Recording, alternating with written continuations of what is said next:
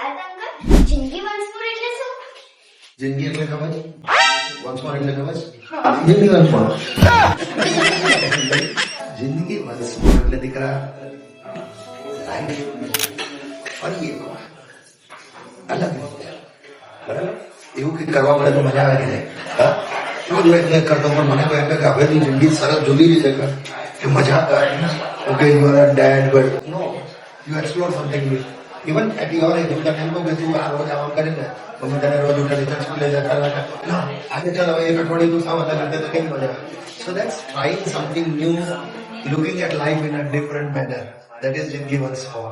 The son tells father એ જિંદગી once મોર પપ્પા તમે જુદી રીતે જુઓ અને બાપ દીકરાને કહે છે બેટા જિંદગી વન્સ મોર જરા મને જોઈએ છે એવી રીતે જીવીને બતાવ.